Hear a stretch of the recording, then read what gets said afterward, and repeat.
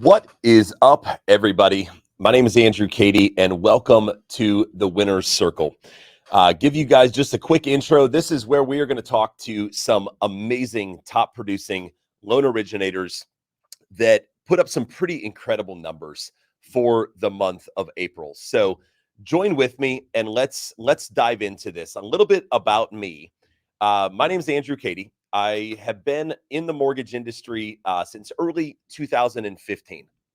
I first and foremost am a father and a husband. I have an amazing wife and 4 amazing children, and I'm a mortgage guy. I think the mortgage industry, when you get into it, it kind of sucks you in and it kind of becomes your identity. But, important to put out there, family is everything. So I run a team based out of Florida. We're kind of centralized in Florida and around Florida, called the Epic Mortgage Team.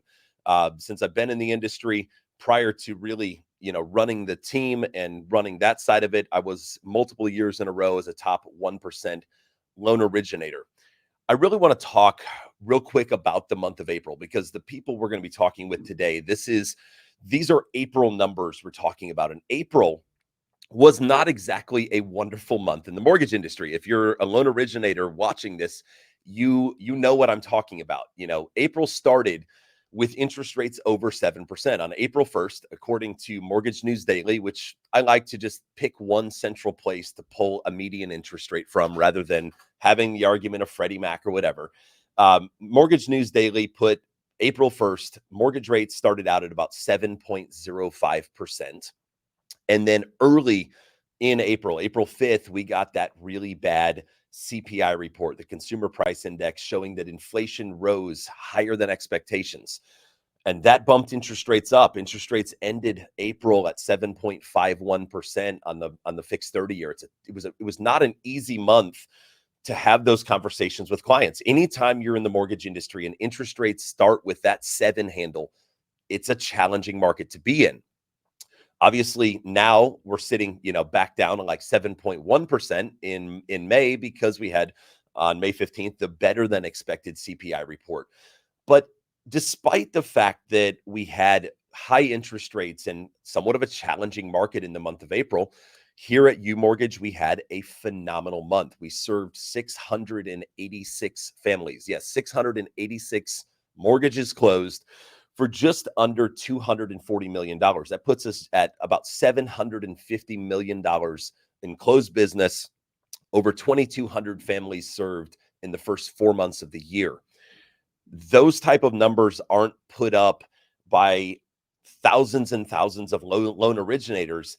It's by a group of people that are really, we're focused every single day on one of our core values of getting better every single day.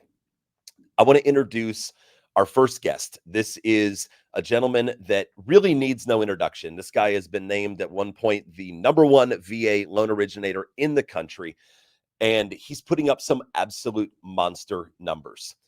For the month of April, Patton Gade closed 32 loans, 32 families served for $15.6 million.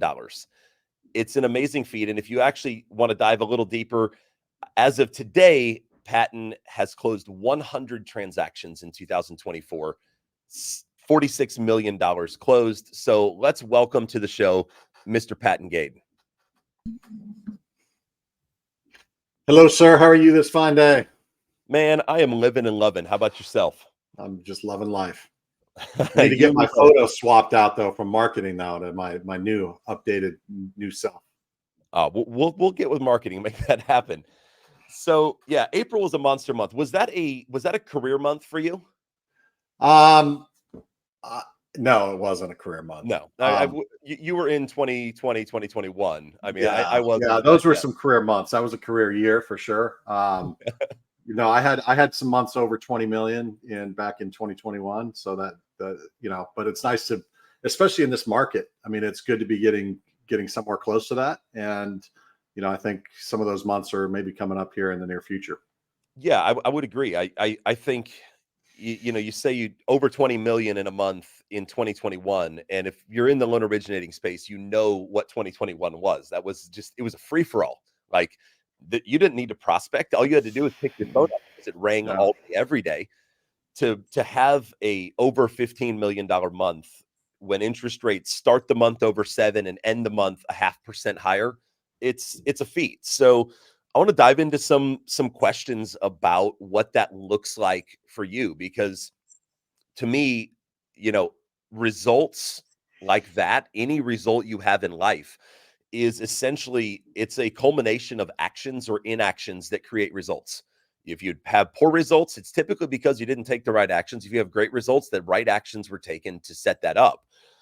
So if I had to peg a question to put out there, it'd be, what activities did you do, in March, really, because we know we're 30 days out on it. So in March, what activities did you do that helped you really hit that top LO of the month position? Like, what are the daily activities looking like? So all of our businesses are a little bit different, right? There are a lot of people that rely on a ton of social media. There are a lot of people that rely on some great referral partners from realtors. My business over the years has shifted to a laser focus on really the customer and the consumer.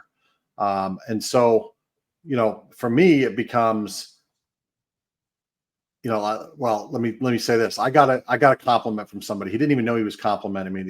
It's been a month or so. He called me, and when I picked up the phone and I answered, and he goes, you know what I love about you? He goes, I feel like I'm your only customer. And he goes, I know you're crazy, crazy busy. I know you do a lot of business, but every time I call you, I feel like I'm your only customer. So that's the kind of focus that I put on to the consumer. And it's really about the daily discipline of doing all the things that you need to do, regardless of what your business model is. You just need to have a daily discipline, time blocking, set out your schedule and follow that schedule to a T. And I think for me, over the past few months, I've really dove right back into, where I came from and going, okay, consumer focused and being disciplined every day to do the right things. Yes, I love that you say that someone says, they know how busy you are, but they feel like they're the only person. Who was it? I believe Benjamin Franklin famously said, if you want something done, ask the busiest person you know to do it, and they'll be sure to get it done. And I've always loved that phrase, because that's really how the business can be, is you have to get that laser focus. And if you had to put it down to, say, a single factor, if you had to boil it down to one key factor, if talking to a loan originator that maybe just got licensed 6 months ago, or like my son who is sitting for his license in a few weeks, if there's one key factor that leads to a massively successful month, what would it be, and why? Well, I don't know that you can ever nail it down to one key factor. I will tell you this is, for my business, I'm so focused on veterans and on VA loans. And that's been, my calling card for a long time. So the one thing that one thing with this month is we're starting to get into PCS season. So a lot of the military people are moving from post to post. And so we're right in the thick of people coming down on orders to PCS from, Fort Bragg to Fort Carson. So a lot of the numbers right now are just simply because of that. But it goes back to, when you focus on the customer, and then, like, for me, I ask for a ton of referrals all the time. I tell them, actually, from the very first conversation I have with somebody, I'm like, hey, you know what? I'm going to be able to help your friend and your colleagues just like I'm helping you. And so please refer me to your friends and colleagues. And they go, okay, great. And then when the appraisal comes in, I do the same thing. And when we get a clear to close, or when we get a conditional approval, all of these times I'm reminding them, hey, I can help your friends and family. So I think that's one thing. I don't know anybody that truly does that really, really well. When I was early in my career, I didn't even, I heard people say ask for referrals, and I was like, okay, how do you do that? And they'd say things like, well, when you close a loan, just ask them to give you the names and phone numbers of 5 of their friends. And I don't think that's the way to do it. I think the way to do it is to go, hey, remind them throughout the process, as they're having this great experience working with you, to just ask them to refer their friends. And I think it's a crucial factor, and it's probably one of the biggest things that loan originators fail to do, is simply ask for the business. Obviously, you have to provide them a 5-star experience. Like, if it's a really poor transaction, you're not going to be saying, hey, refer me to everyone. So you got to be on top of your game, but you also have that ability when you have your process and your systems dialed in, where you really get to ask that. And we know, like, the mortgage industry is a long-term game. We know at any given time we're about 90 days away from a paycheck, or paycheck stopping arriving in the mortgage industry. If you stop doing those daily disciplines you were talking about today, business will start to slow down, and it'll slow down extremely fast for us. So knowing that, months, your pipeline for the month of April was really started probably in January, February, March, leading up to April. What do those daily disciplines look like? I know you talk about time blocking and daily discipline. What are the things you're doing, the work you're individually doing, the daily disciplines to get set up for big months like that? Well, I think you've got to stay up on top of your pipeline for sure. And really it's past customers. And for me, it's going back to those past customers and touching base with them, having checkups with them. So if you put that on your calendar, like when you close a loan, if you put on a 6-month mortgage checkup with somebody and get that on their calendar early and let them know that they can expect you to call them 6 months later, that keeps you at top of mind. That keeps you in the forefront of their mind, especially as we hopefully are getting into a place where rates are going to drop and we get into a refinance season. So that's been a big focus of mine, is going back to those, the customers that I closed a year ago, 2 years ago, 6 months ago, and staying in front of them. And that's brought me some business in the last month. And I think it's going to continue to pay dividends, especially as rates start to drop. I love it. Yeah. And we do expect rates to drop at some point, and we want to be in front of our clients. Any big learning lessons from last month? Any big moments was like, I've got to step the game up here? You know what? Actually, so there was one thing that jumped out at me. And sometimes, when you get really busy, you start to, I hate to say it, but you get a little bit maybe lazy. And it's really easy to say, hey, fill out this online application and then we'll get to work. And you maybe skip over some of the initial conversations that you would normally have with somebody. And I've found over the last couple months, rates, the shopping. I'm sorry, I got a dog barking a little bit here in the background. It's all good. We love dogs. As people start shopping you a little bit more, maybe than they used to, if you didn't have that great conversation at the very beginning, the chances of you holding on to that loan when things get a little bit tough or when things get super competitive are going to be, you're going to have less chance of holding on to it. So I think the lesson I learned, I lost a couple of deals where, they fell out for whatever reason. I got shopped or whatever, and I couldn't hang on to it. But I look at every single one of them, it came back to, I didn't have the initial conversation that I normally have, and I didn't build the relationship that I know I need to build. I'm the biggest advocate of that. Like, paper 1003s if you have to, phone applications. That initial phone call with the client cannot be too long. I want to know your dog's name. I want to know everything about you, because that is where a relationship gets built. And I couldn't agree more. 100%. And then last question I have for you before we kind of bring in a mastermind panel here. Last question I would have is, anything you're implementing today that is going to drive additional success in the future? Obviously, you don't ever want to rest on your laurels. The moment we stop innovating is the moment we stop advancing. So what new things are we implementing? You know what? Something I've never been great at or never really focused on is social media. And, for the longest time, some people have joked with me like, man, how do you do so many loans? Your social media, like, you don't even have a picture of yourself on it. It was just an eagle. Like, how do you do it? So taking my social media game, if I could get to, what you're doing and what some of these other guys are doing social media wise, I think that would really help my business. And so that's something I'm very focused on right now. I'd love to hear it. Social media is a good game. Well, I appreciate you joining us. I think what you're doing for veterans is amazing. It's commendable. My father's a Vietnam veteran. I value what you do for this industry a whole ton, and really look up to you. So I appreciate you joining us today. And let's move on, and let's talk about the next half of this little deal we're doing here. We're going to do a mastermind segment.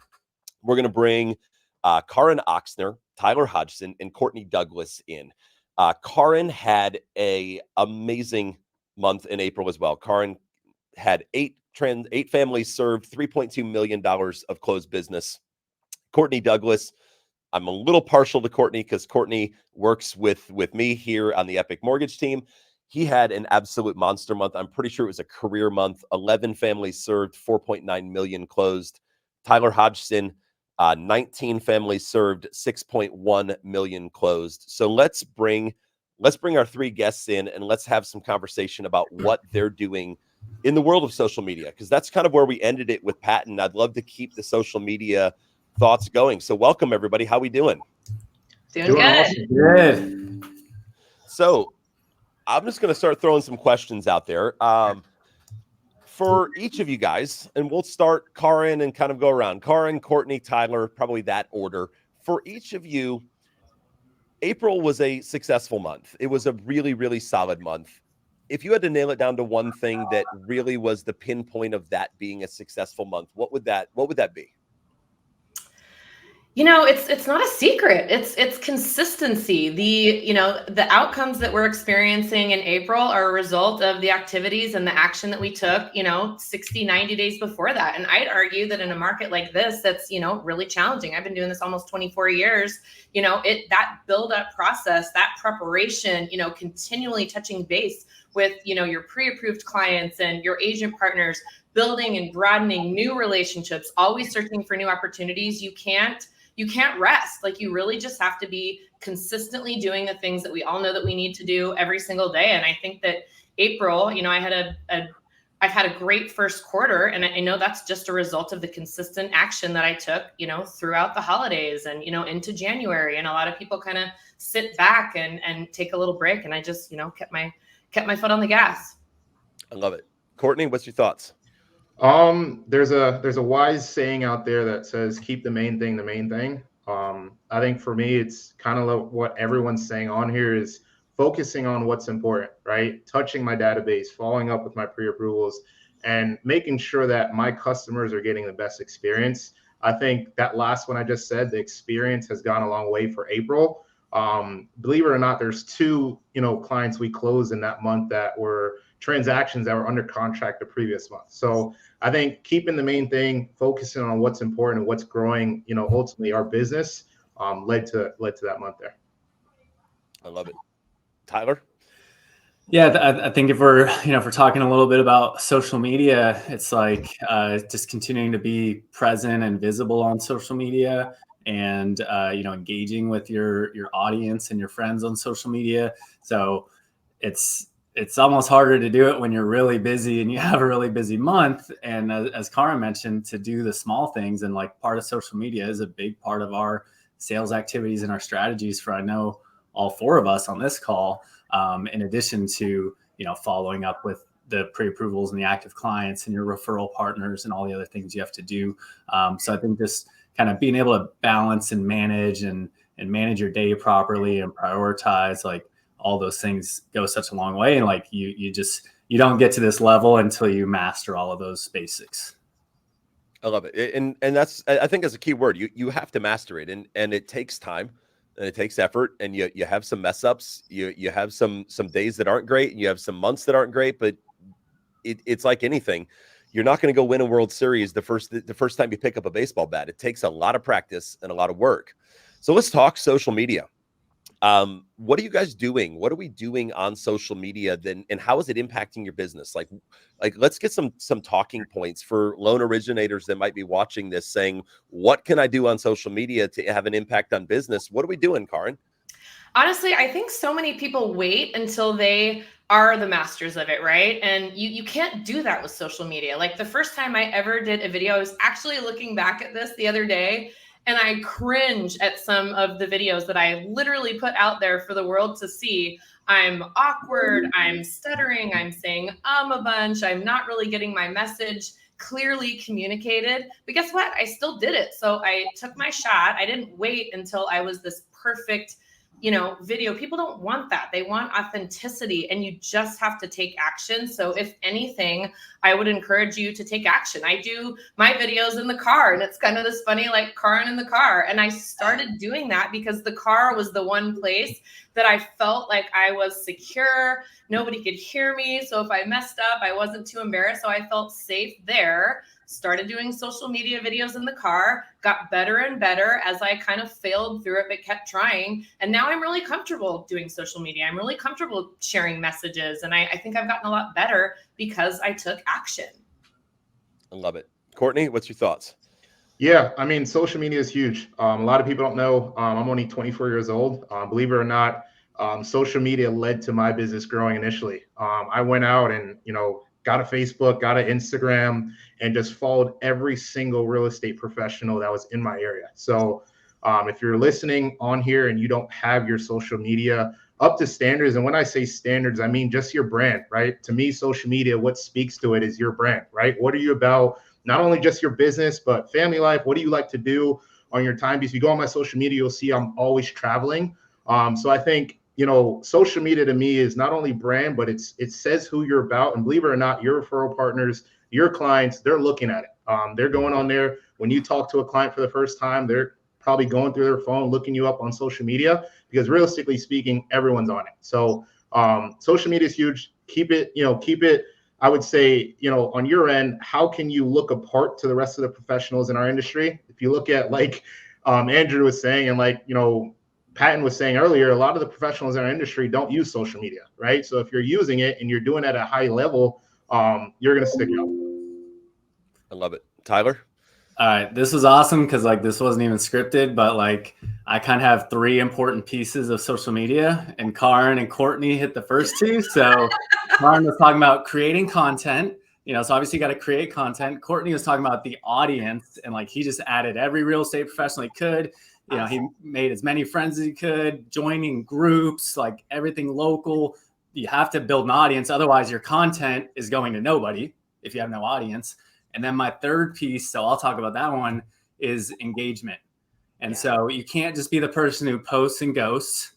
You can make all the content you want, but if you're not engaging with that audience that you created, you have to go comment on their stuff. You have to interact on their stories, and not just the, lazy comments of saying awesome or that's great.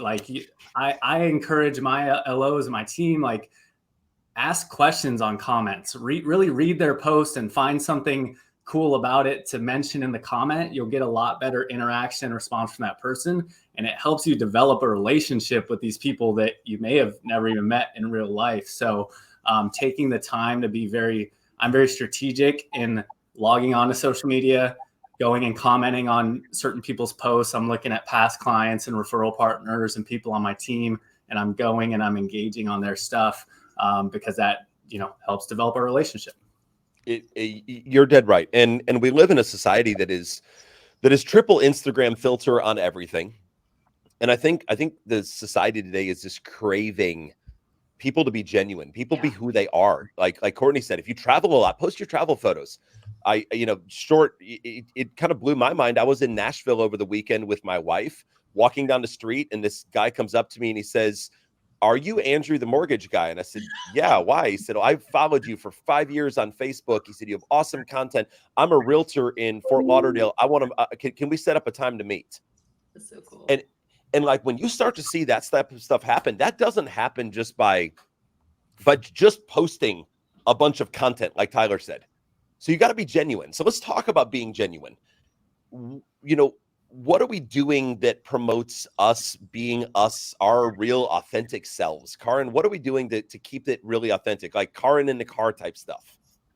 I think it starts with being vulnerable, right? I mean, it starts with just really being vulnerable. And if the things that you say are matching your actions, there's that congruence in your authenticity, where if you're going to start a video and you haven't done it before, just simply saying, I have a really important message to share. I'm super nervous because this is not something that I'm comfortable with, but I'm going to give it my best try because I really want to connect with you. I really want to engage with all of my friends and everybody on social media. So I'm going to do this even though I'm a little uncomfortable and a little nervous. And even just starting there just expressing that vulnerability, being honest and congruent in your actions and the words that you're saying, matching, so that people can go, hey, I get that. Like, kudos to her for going out there and trying something that makes her a little bit nervous. And it doesn't have to be perfect. It's actually better when it's more real, it's more authentic, you're more vulnerable. Then the people that are like you and want to understand you will flock to you, and they will, you know, start to connect. And that's the best way to start, is just being vulnerable and genuine. I love it. Courtney? Yeah, I think it's important on social media to be authentic. Like you said, social media is all sunshine and rainbows for the most part. You go on there, you see the nice cars, you see people flaunting, you know, everything, and you name it there. I think for me, as far as being genuine, a lot of things, if you go on my social media, what I'm doing is telling a story, right? It's not just, hey, this is what happened, this client bought a house. It's telling the story and telling what happened.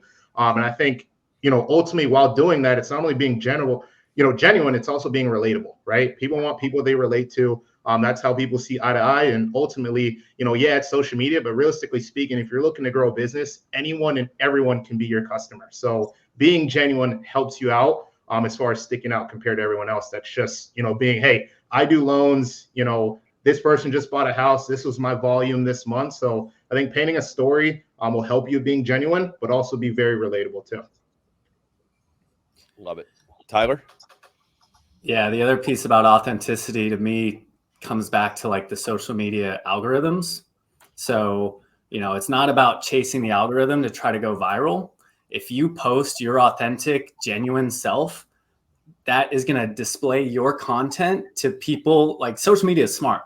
They know who to show your content to people who will like your content, and they'll keep showing it to people who like it. So if I post things that I care about, I'm passionate about, and things about me, it's going to show that content to people who relate to that, people who like that and actually want to absorb it. So if I'm acting fake, my audience now becomes people who I'm not even really, wanting to interact with. So if I'm genuine, it'll show it to the right people, and the algorithm does the work for me, which obviously is going to lead to just better conversion, better relationships, and the right people seeing my message. So rather than let the algorithm do its work, because ultimately, if you're yourself, it's gonna show it to the people who want to see it. Yeah. I love it. And we're running tight on time. So I have one more question on this, and I really want to dive into what Tyler talked about, engagement. Mari Smith, she's known as the queen of Facebook. I know her well. She's amazing, but she always has the phrase, content is king, but engagement is queen, and she rules the house. So what are we doing to drive engagement? Because engagement is really everything. It can't just be getting engagement on our post, but like Tyler was talking about, giving engagement. What are some things we're doing and timing, and what are we doing on this to drive engagement out and inbound? Kahren?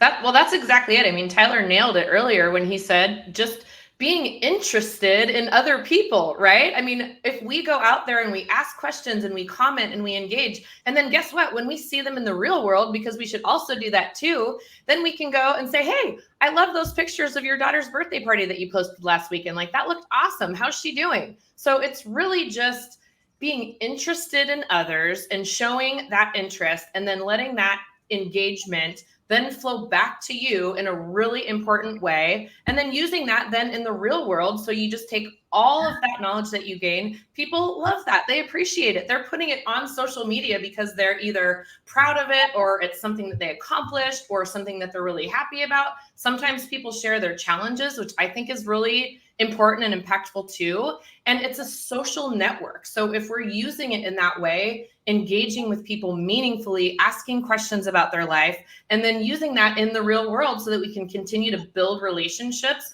outside of the platform, that's what it's all about. Ask questions and be interested in others. Love it. Courtney? Yeah, so kind of two-part sector here. I think engagement, it honestly builds over time, right? Being authentic, building your brand. I didn't have a Facebook, believe it or not, 4 years ago. I was in college. I had an Instagram. I didn't really post on social media. I just played football and posted my pictures, right? But Facebook, what I noticed is when I first got it, no one liked my posts, right? I wasn't in the mortgage industry. And like I said earlier, I followed everyone in real estate. So it was like, who the heck is this young kid saying he does mortgages? So engaging with these people, letting them know I do mortgages, not only connecting with them on one platform, multiple platforms, reaching out, hey, I sent you over a message. I like the picture you posted of your son there. So engaging with them, but also realizing that engagement builds over time. It's not something that's going to happen overnight. You have to stay consistent. And that's ultimately, how you're going to get to your goals there. Yeah. Tyler? Yeah, 2 quick tips. Like, one is when you're trying to engage with people, it's very easy to like fall into endless scrolling or doom scrolling, and you may not even see the posts of the people that you really want to interact with. Like, I keep seeing Courtney Douglas, Kahren. I'm like, I don't want to comment on their stuff. I want to comment on other people's stuff. So I just create Google Chrome bookmark folders, and like if there's somebody I want to intentionally interact with multiple times, past clients, referral partners, I add them to Google Chrome bookmark, and then once a week or every other week or periodically, I can just open all those tabs and like go see if they made any recent posts and comment on them. So like makes me way more efficient at actually engaging with people, and I kind of see what I want to see instead of endless scrolling. The second piece that I kind of talked about before is like engaging better, having good comments.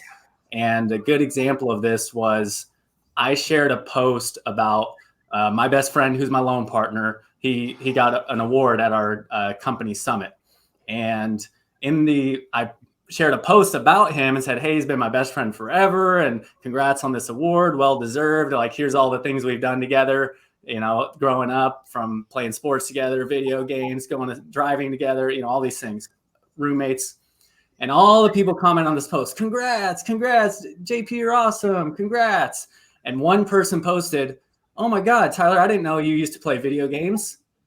And like that comment stuck out to me because he actually read the post. He saw in there that JP and I used to play video games together. And I was like, that was the only one I replied to myself, because I was like, oh, wow. Yeah, man, I used to play video games all the time. Now I'm too busy doing mortgages. Like, I have no time to play video games because I got a family and too much work. But them taking the time and, commenting that extra, that thoughtful comment stuck out to me. And I remember that comment. I remember that person more than the other 50 people who all just said congrats. I love it. I love it. And it's so true. And I appreciate you guys joining us today. I know we're running a couple minutes over, but thank you all for taking time out of your day to join us and share some tips and tricks. Hopefully, if you're a loan originator watching this, it helps you get just a little bit better every single day. And I think if we had to boil this entire segment, including Patton, down, and we boil it all down to just a few things, it is discipline, consistency, and being your authentic self. And there's a famous phrase Matt Gouget told me that I love it so much. And it says, be way more interested in others than interesting to others. And I think if you take that premise to your social media and you are as interested in other people's posts and what they're posting as you are the content you're posting, everything will work out. So thank you all to everyone who joined us today. Thank you all for joining us here on screen. And I appreciate everyone, and have a wonderful rest of your day. Thanks, guys. Good to see you. Have a good one, guys.